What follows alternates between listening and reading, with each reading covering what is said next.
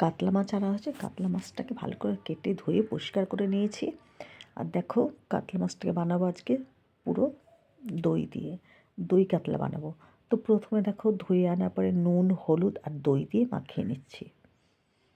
প্রথমে আমি নুন দিলাম, তারপরে হলুদ দিয়ে আর বেশ খানিকটা দই দিয়ে ভালো করে মাছটাকে মেখে আমি কিছুক্ষণের জন্য রেখে দিচ্ছি।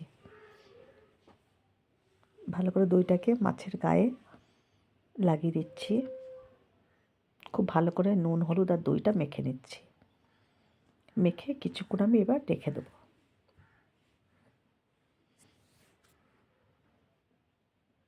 খুব ভালো করে কিন্তু মাছের গায়ে দইটাকে মেখে নিতে হবে।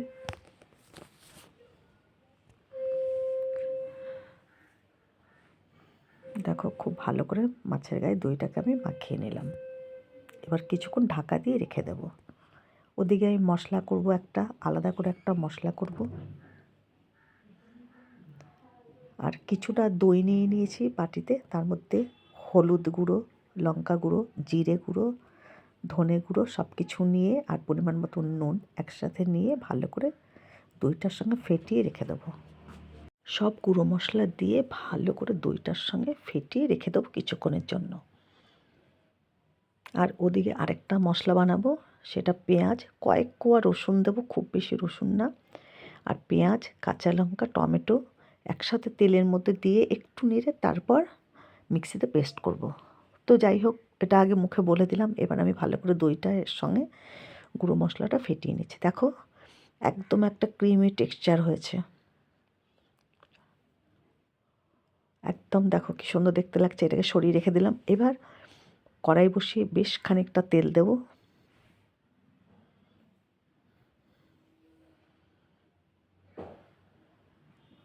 ভালো করে তেলটা গরম হতে দেব। এবার এর মধ্যে যে আমি মশলাটা নিয়েছি, দেখো টমেটো, আদা, পেঁয়াজ, কয়েক কোয়া রসুন আর 3-4টে কাঁচা লঙ্কা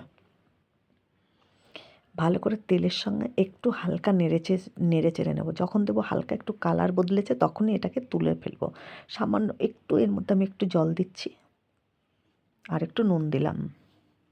নুন দিয়ে দিয়েছি, একটু নেড়ে চেড়ে আর সামান্য একটু জল দিয়ে এটাকে একটু সিদ্ধ করে নেব। দেখো সামান্য একটু জল দিয়েছিলাম।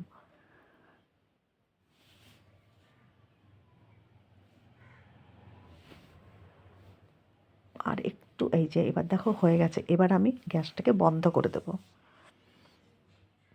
গ্যাসটা অফ করে দিচ্ছি। এবার এটা কড়াইয়ের মধ্যেই রেখে দিলাম আমি। একটু ঠান্ডা হবে, তারপর জারের মধ্যে দিয়ে ভালো করে একটা মিহি পেস্ট করে নেব। একদম ভালো মতন সিদ্ধও হয়ে গেছে এগুলো, একদম মিহি পেস্ট হয়ে যাবে। এবার কড়াইয়ের মধ্যে এবার বেশ খানিকটা তেল নিয়ে এবার দই দিয়ে যে মাখিয়ে রেখেছি মাছগুলো, সেগুলো এবার একে একে ভেজে নেব। একটু হালকা লালচে লালচে করে ভাজবো, বেশি কিন্তু কড়া ভাজবো না। গায়ে একটু হালকা লাল রং ধরলেই তুলে নেব।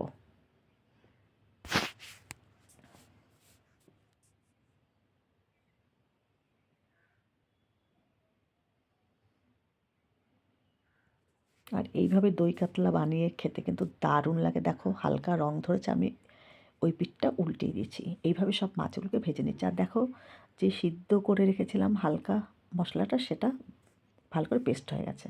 এই দেখো অর্ধেক মাছ তুলেছি আর অর্ধেক মাছ ভাজা হচ্ছে। সব মাছ ভাজার পরে ওই তেলের মধ্যে আমি ফোড়ন দিয়েছি গোটা গরম মশলা, একটা শুকনো লঙ্কা আর একটু জিরে, গোটা সাদা জিরে। ফোড়নটা ভাজা ভাজা হলে যে পেঁয়াজ টমেটোর মশলাটা করে রেখেছি সেটা এর মধ্যে ঢেলে দেবো। সিদ্ধ করার সময় কিন্তু এই কাঁচা মশলাটা দিয়ে কিন্তু কাঁচা গন্ধটা কিন্তু একদমই চলে গেছে। দেখবে খুব বেশি সময় লাগবে না মশলা কষাতে। আমি এর মধ্যে এখন হলুদ দিচ্ছি না, কারণ দইয়ের মধ্যে হলুদ টলুদ সব কিছু দিয়ে মশলাটা আমি ভালো করে মেখে রেখেছি গুঁড়ো মশলা দিয়ে। এই দেখো আমার ওই মশলাটা ভালো করে কষা হয়ে গেছে। এবার আমি দই দিয়ে যে মশলাটা করে রেখেছি সেটা এর মধ্যে দিয়ে দিলাম। তো কারা কারা এইভাবে দই কাতলা খেতে ভালোবাসো অবশ্যই জানাবে। আর আমার ইউটিউব চ্যানেলটাকে সাবস্ক্রাইব করে নিও, দীপ্তি রান্নাঘর। ভালো লাগলে লাইক করো, কমেন্ট করো। তো সামান্য একটু চিনি দিয়ে দিলাম উপর দিয়ে। দেখো ওপর থেকে তেল ভাসা শুরু হয়েছে। আরেকটু কিছুক্ষণ নেড়ে চেড়ে পরিমাণ মতো জল দিয়ে দেবো। দেখো মশলা কিন্তু একদম ভালোভাবে কষা হয়ে গেছে, ওপর দিয়ে তেলগুলো ভেসে উঠেছে।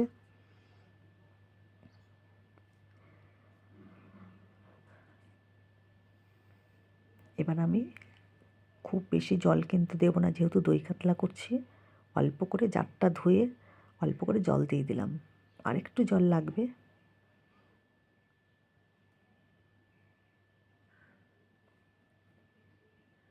আর একটু জল দিতে হবে, কেননা এখানে আমার 9-10 টুকরো মাছ আছে। আর একটু জল দিয়ে দিলাম ওপর থেকে। ব্যাস, এবার ঝোলটা ফুটে উঠলে মাছগুলো সব ভেজে রাখা মাছগুলো এর মধ্যে ছেড়ে দেবো। দেখো ঝোলটা কেমন টকবক করে ফুটে উঠেছে। এবার আমি মাছগুলো সব ছেড়ে দিচ্ছি।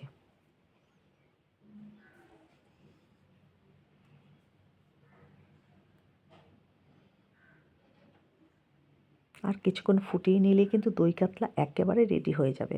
আর আমি গুঁড়ো মশলা দেবো না, ফোড়নে দিয়েছিলাম মশলা, তাতেই সেন্ট হয়ে গেছে। আর নামানোর সময় অল্প করে একটু ধনেপাতা দিয়ে দেবো।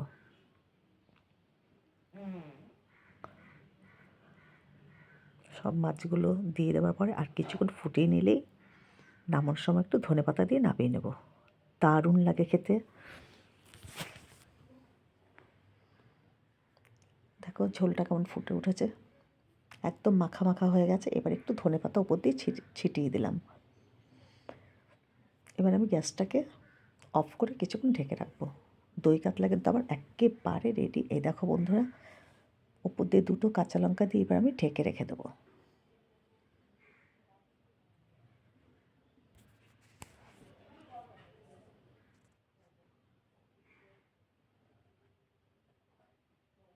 দেখো দই কাতলা একেবারে রেডি হয়ে গেছে। এবার আমি নামিয়ে নিলাম। এই যে দেখছো ওপর থেকে কেমন তেল গড়াচ্ছে, আর দেখতে কত সুন্দর হয়েছে, খেতেও দারুণ হয়েছে। দই কাতলা একদম রেডি।